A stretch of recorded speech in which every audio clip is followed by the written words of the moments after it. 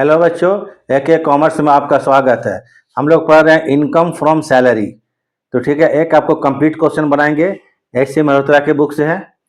ये इसमें थोड़ा सा क्या प्रोविडेंट फंड के बारे में, मतलब दो तरह के प्रोविडेंट फंड है, रिकॉग्नाइज्ड प्रोविडेंट फंड है और अनरिकॉग्नाइज्ड प्रोविडेंट फंड है। अगर दोनों फंड के अनुसार क्वेश्चन बनाने के लिए बोलता है तो कैसे बनाएंगे, इसको जरा देखिएगा। इससे कॉन्सेप्ट आपको प्रोविडेंट फंड के बारे में और क्लियर हो जाएगा। ठीक है, तो चलिए अब ज्यादा कुछ नहीं बोलते, क्वेश्चन बनाते हैं। इसको देखिएगा, वीडियो ठीक लगेगा तो लाइक एंड सब्सक्राइब कर दीजिएगा। क्वेश्चन पढ़ते हैं, देखिए।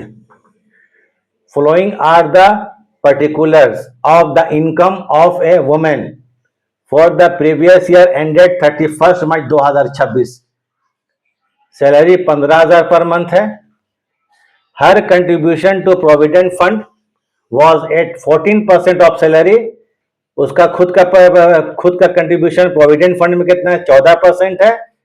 The employer also contributing a similar amount, और उसका एम्प्लॉयर भी 14% कंट्रीब्यूट करता है। मतलब प्रोविडेंट फंड में कंट्रीब्यूशन एम्प्लॉई का कितना है, वुमेन का एम्प्लॉई का जो है कर्मचारी, उसका भी 14% है और एम्प्लॉयर का भी 14% है।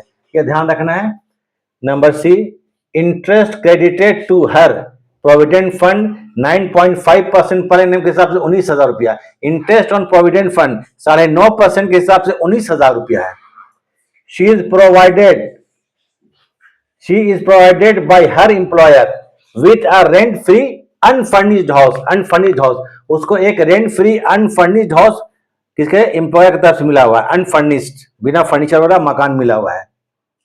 हाउस इन ए सिटी जिसका पॉपुलेशन 30 लाख है। कितना है, 30 लाख का पॉपुलेशन है। Of the annual value of 25,000। ठीक है, ये 30 लाख का है। ये सब वैल्यूएशन बताएंगे। ई प्रोसीड्स ऑफ इंडोमेंट पॉलिसी 10,000। इसके बारे में ध्यान दीजिएगा। ई को प्रोसीड्स मतलब प्राप्ति हुआ, इंडोमेंट पॉलिसी जो इंश्योरेंस कंपनी से पैसा मिलता है। तो इंश्योरेंस कंपनी से जो पैसा मिलता है उसको सैलरी में नहीं शामिल करते हैं, क्योंकि सैलरी में कौन सा हम शामिल करते हैं, जो इंप्लॉयर से मिला है पारिश्रमिक के रूप में। किससे मिला है, इंप्लॉयर से जो पैसा रिसीव करता है वो सैलरी में आता है। लेकिन ये जो है प्रोसीड्स फ्रॉम एंडोमेंट पॉलिसी, ये पॉलिसी इंश्योरेंस कंपनी का है। तो कहने का मतलब ये होता है कि अगर इंश्योरेंस कंपनी को कुछ पैसा मिलता है एम्प्लॉय को तो वो सैलरी में शामिल नहीं होगा, तो इसको भूल जाना है। शी पेड एम्प्लॉयमेंट टैक्स, उसने 600 रुपया का एम्प्लॉयमेंट टैक्स पेमेंट किया, 600 रुपया का। Compute her taxable salary for the assessment year 2026 and 27 if the provident fund is recognised. अगर प्रोविडेंट फंड रिकॉग्नाइज्ड है तो कैसे बनाइएगा, if the provident fund is unrecognised तो कैसे बनेगा।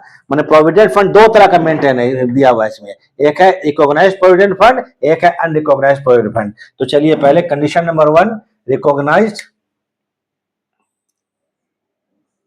पीएफ मतलब प्रोविडेंट फंड। पहले क्वेश्चन में सैलरी कितना, 15,000 पर मंथ है। कितना सैलरी, कितना है, 15,000। सैलरी अगर 15,000 पर मंथ के हिसाब से है तो ये 12 महीने का कितना आएगा, 15 12 1,80,000। 1,80,000 रुपया का सैलरी है। ठीक, हर कंट्रीब्यूशन, इसका कंट्रीब्यूशन 14% है और इंप्लॉयर का भी कितना है, 14% है। तो जान लीजिए रिकॉग्नाइज्ड प्रोविडेंट फंड में इंप्लॉयर का कंट्रीब्यूशन 12% तक टैक्स फ्री है। 12% से ज्यादा कंट्रीब्यूट करता है इंप्लॉयर तो वो क्या होगा, टैक्सेबल हो जाएगा। क्योंकि 14% करता है, 2% ज्यादा है तो 2% टैक्सेबल होगा। ये केवल आरपीएफ में होता है और कोई भी प्रोविडेंट फंड में कंट्रीब्यूशन एग्जेम्प्टेड होता है। केवल आरपीएफ, अगर आरपीएफ में कंट्रीब्यूशन किया है तो ही हम क्वेश्चन में बनाएंगे, वरना और कोई भी प्रोविडेंट फंड हो, जैसे अनरिकॉग्नाइज्ड हो जाए, पब्लिक प्रोविडेंट फंड हो जाए, स्टैट्यूटरी प्रोविडेंट फंड हो जाए, इसको इग्नोर कर देंगे। तो ये आरपीएफ में ध्यान देते हैं। तो लिख देते हैं employer contribution, employers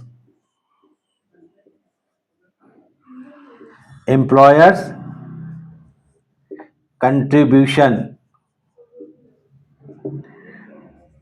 to RPF in excess of 12% salary के 12% से ज्यादा टैक्सेबल होता है सैलरी, 12% ऑफ सैलरी। तो इसके लिए एक वर्किंग आपको सामने नीचे लिख रहे हैं, उसको देख लीजिए। 12% ऑफ सैलरी जो भी आएगा, तो यहां देख लीजिए, यहां पर एम्प्लॉयर्स कंट्रीब्यूशन 14% है सैलरी का, तो एम्प्लॉयर्स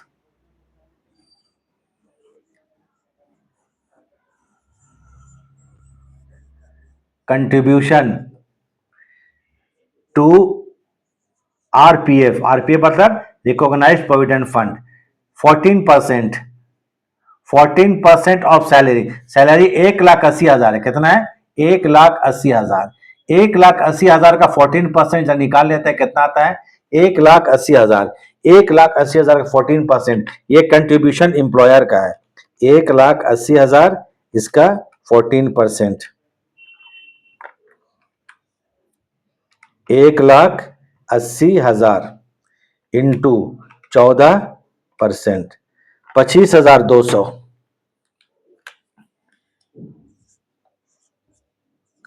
25,200 रुपया इसमें लेस कर देंगे एग्जेम्प्टेड 12%, सैलरी का 12% लेस क्या कर देंगे? जो कर मुक्त है आपको एग्जेम्प्टेड 12%, 12% ऑफ 1,80,000, इतना आपको कर मुक्त है। 1,80,000 कर मुक्त मतलब माफ है, 1,80,000। तो 1,80,000 का 12% निकाल लेते हैं, 1,80,000 इसका 12%, 21,600 रुपया।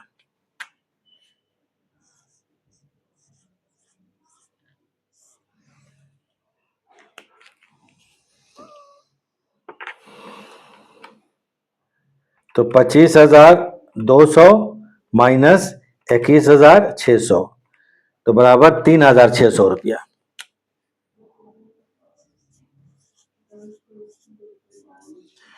तो ये जो आएगा आपको कितना? 3,600 रुपया। एम्प्लॉयर कितना है? 3,600, ये इसमें शामिल 3,600 रुपया। अब देखिए बात ऐसा है कि इस पेज में तो होगा नहीं, पेज को चेंज करना पड़ेगा। वैसे भी सैलरी जब बनाएंगे क्वेश्चन बड़ा होता है, एक पेज में होगा नहीं, पेज को चेंज करेंगे तो लिखेंगे balance CFD mean carried forward.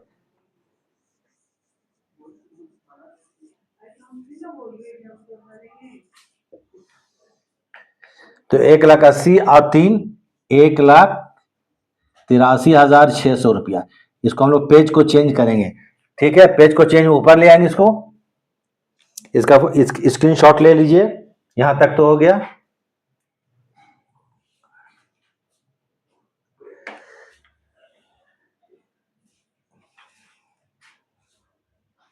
चलिए ठीक है।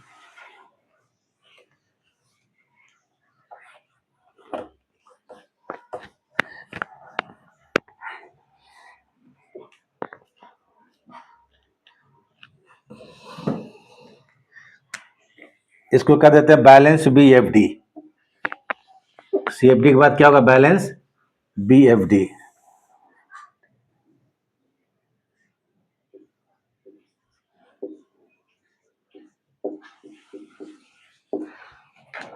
₹1,83,600 रुपया, 1,83,600।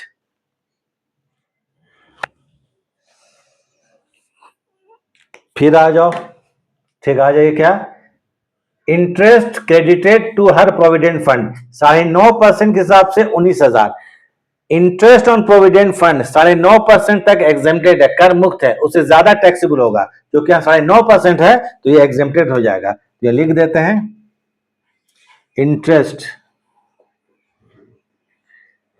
Interest on RPF. कौन चीज है? RPF, not NOT, not exceeding 9.5% से ज्यादा नहीं है, नॉट एक्सीडिंग 9.5%। तो यहां पर ये डैश कर दीजिए, मतलब खत्म नहीं, इसको शामिल करेंगे, एग्जेम्प्टेड हो गया। उसके बाद एक और चीज है, आपको कौन चीज है? इसको एक मकान मिला हुआ है जिसका पॉपुलेशन कितना है? 30 लाख है। शहर का पॉपुलेशन कितना है? 30 लाख रुपया है। ये 30 लाख का पॉपुलेशन है, सॉरी 30 लाख पॉपुलेशन है। तो आप कहते हैं value of rent free house. चलिए क्या करते हैं? Value of RFH means rent free house under section 17(2) और 1। सेक्शन मालूम है तो लिखिएगा, अन्यथा छोड़ दीजिएगा, ठीक है। इसका रूल क्या है आपको, अगर पॉपुलेशन आपको कहने का मतलब 15 लाख से 40 लाख के बीच है तो 7.5% ऑफ सैलरी होगा, 7.5% ऑफ सैलरी। तो यहां पर देख लीजिए, यहां पर 7.5% ऑफ सैलरी कितना, 1,80,000, 7.5% ऑफ सैलरी, सैलरी का कितना 7.5%। जब हम लोग आरएफएच का वैल्यू करते हैं तो सैलरी में क्या मीनिंग, क्या क्या आता है, salary is equal to basic salary plus dearness pay always आएगा, plus dearness allowance if under paid term of employment plus taxable allowances. लेकिन यहां पर कुछ नहीं है, सिर्फ यहां पर बेसिक सैलरी आएगा, जो कि यहां पर कुछ अलाउंसेस भी नहीं है, ठीक है, ना कमीशन है ना बोनस है, तो सब ऐड करते हैं यहां पर। तो 1,80,000 का 7.5% निकाल लेते हैं, ये आरएफएच का वैल्यू हो गया 1,80,000 का 7.5%, 13,500 रुपया। ये कितना हो गया, 13,500 रुपया। तो हम नेक्स्ट जो क्वेश्चन बनाएंगे उसमें डायरेक्ट वैल्यूएशन नहीं करेंगे, चूंकि कर चुके वैल्यूएशन 13,500 रुपया। अब उसके बाद एक और चीज है, डी हो गया E, proceeds of endowment policy. Endowment policy से कितना प्राप्त हुआ, 10,000। ये प्राप्ति इंश्योरेंस कंपनी से हुआ है, इसलिए ये टैक्सेबल यहां पर नहीं होगा। बस हो गया ये ग्रॉस सैलरी, क्या निकल गया, ये ग्रॉस सैलरी।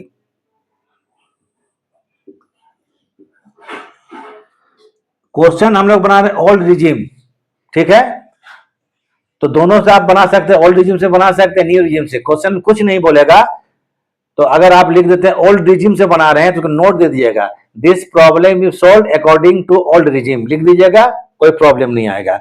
तो हम ओल्ड रिजीम से बना रहे हैं तो आखिरी में लिख दें note, this problem is solve according to old regime, this problem is solve according to old regime, इसको नोट में लिख दीजिएगा बस। 1,83,600, 1,97,100, 1,97,100 रुपया। ये हो गया 1,97,000 ग्रॉस सैलरी। इसमें लेस करेंगे डिडक्शन, ओल्ड रिजीम में 3 डिडक्शन मिलता है, स्टैंडर्ड डिडक्शन मिलता है, डिडक्शन फॉर रिटायरमेंट सरकारी कर्मचारी के लिए, और एम्प्लॉयमेंट टैक्स ओल्ड रिजीम का ये है। तो पीछे 2 डिडक्शन है, नंबर 1 आ जाइए, एचडी मतलब standard deduction under section 16(1)(a), ये कितना आपको है 50,000 रुपया, कितना है 50,000 रुपया। ये ओल्ड रिजीम में, न्यू रिजीम में खाली एक ही डिडक्शन मिलता है 75,000 का स्टैंडर्ड, और कुछ नहीं मिलता है। 2 में आता है एम्प्लॉयमेंट टैक्स, ये भी देखिए, ये लास्ट में लिखा हुआ है, कहां लिखा हुआ है, शी पेड एम्प्लॉयमेंट टैक्स 600 रुपया, 600 रुपया एम्प्लॉयमेंट टैक्स।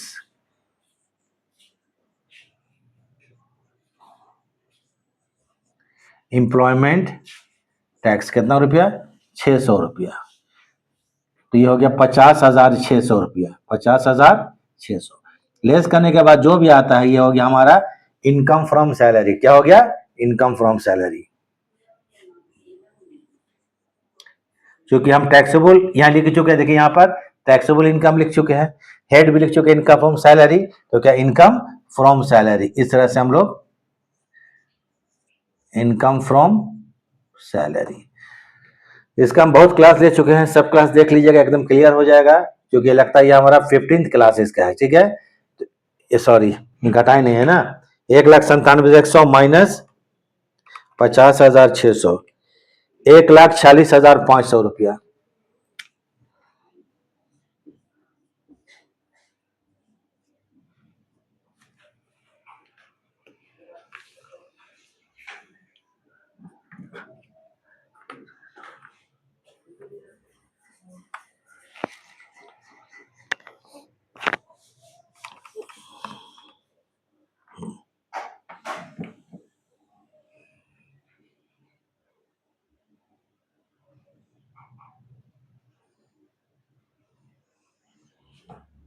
अच्छा एक चीज,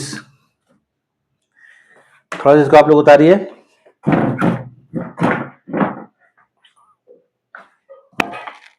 तो इसको पूरा स्क्रीनशॉट लीजिए इसको। हाँ, तो थोड़ा एक चीज देखिएगा यहाँ पर, ये रेंट फ्री हाउस में थोड़ा सा गड़बड़ हुआ है, उसको हम सुधार देते हैं। She is provided by her employer with rent free unfurnished house, जिसका पॉपुलेशन सिटी कितना है, 30,000 है। 30 सिटी है, तो इसमें कितना होता है, 7.5% होता है। ये तो हम कर दिए, लेकिन एक चीज यहाँ पर हम देखने भूल गए थे, ऑफ द एनुअल वैल्यू, मकान का एनुअल कितना, 25,000 है, मतलब किराए का मकान है। जहां आपको अगर किराए का मकान दे दिया तो ये 30 है, जो है 30 लाख का जो आपका रूल है, ये अप्लाई नहीं होगा, तब 10% ऑफ सैलरी होता है। थोड़ा ये मिस्टेक हुआ, कितना होता है, 10% ऑफ सैलरी, इसको सुधार दीजिए, कितना होगा, 10% सैलरी, मतलब होगा 1,18,000। ये कितना होगा, 1,18,000। इसको जरा आप लोग करेक्ट कर लीजिए, 1,18,000।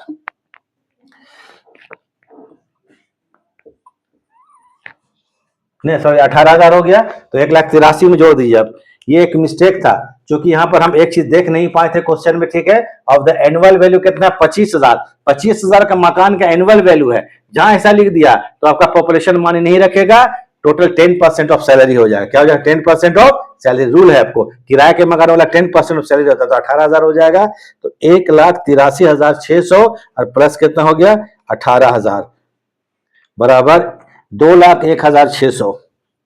और ये कितना हो गया, 2,01,600 रुपया। इसमें से ठीक है, बाकी सब ठीक है यहाँ पर, तो 2,06,600 हो गया, एक इतना हो गया, तो 1,51,000। ठीक है, करेक्ट। ये एक हम थोड़ा सा गड़बड़ियां कर चुके, देखे नहीं थे, आप लोग देख लीजिएगा। एनुअल वैल्यू मकान का कितना है, 25,000 रुपया, मतलब किराए का मकान है। चलिए इसको उतार लीजिए, सुधार लीजिएगा, स्क्रीनशॉट ले लीजिए ठीक से, बस इसको थोड़ा ध्यान देखिएगा। आरएफएच का वैल्यू कितना है, 18,000 होगा। एक कंडीशन हो गया, प्रोविडेंट फंड क्या था आपको, रिकॉग्नाइज था। दूसरा में बोलता है the provident fund is unrecognised, क्या बोलता है, अनरिकॉग्नाइज अगर है।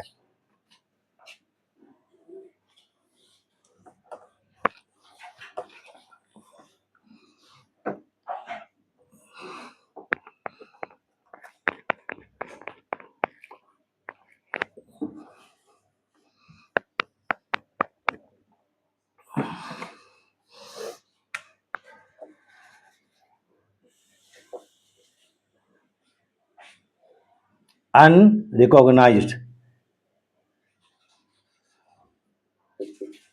अनरिकॉग्नाइज्ड प्रोविडेंट फंड, ठीक, क्वेश्चन सेम है। तो पहले ये बेसिक सैलरी कितना है, 15,000 पर मंथ है, तो 15,000 पर मंथ के हिसाब से ये 12 महीना कितना होगा,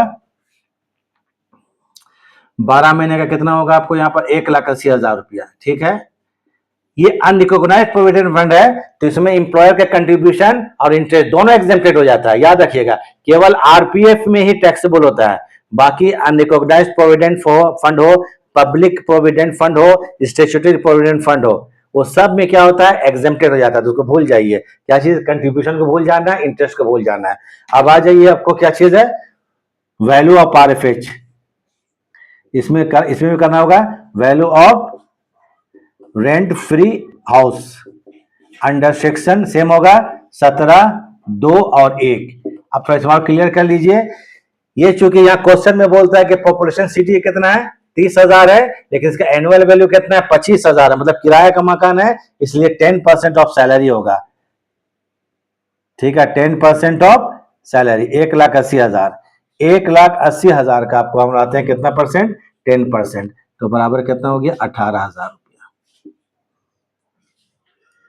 बाकी प्रोसीड्स फ्रॉम इंडोमेंट, इंडोमेंट मतलब आपको लागू नहीं होगा, क्योंकि इंश्योरेंस कंपनी का पैसा मिल रहा है, इंप्लॉयमेंट टैक्स छूट में मिलेगा, और स्टैंडर्ड डिडक्शन, इसको जोड़ दीजिए, हो गया एक साइड, 1,98,000।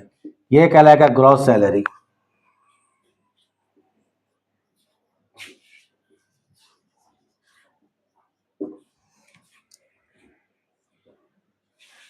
लेस कीजिए,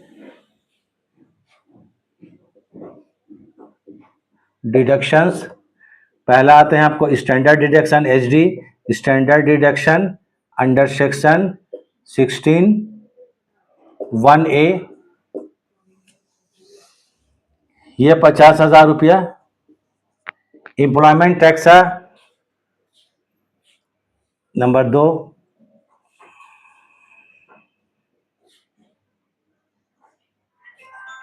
एम्प्लॉयमेंट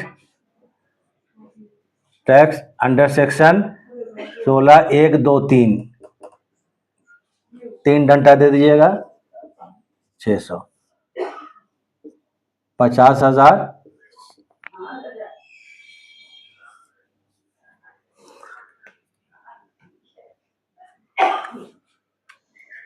1,98,000 माइनस 50,600, 1,47,400।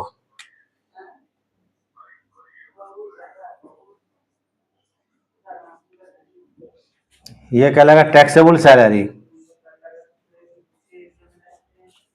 पिछले में इनकम फ्रॉम से लिखे थे, अभी टैक्सेबल सैलरी भी लिख सकते हैं। क्या लिख सकते हैं? Taxable salary. दूसरा कंडीशन भी ये हो जाएगा 1,47,400 रुपया।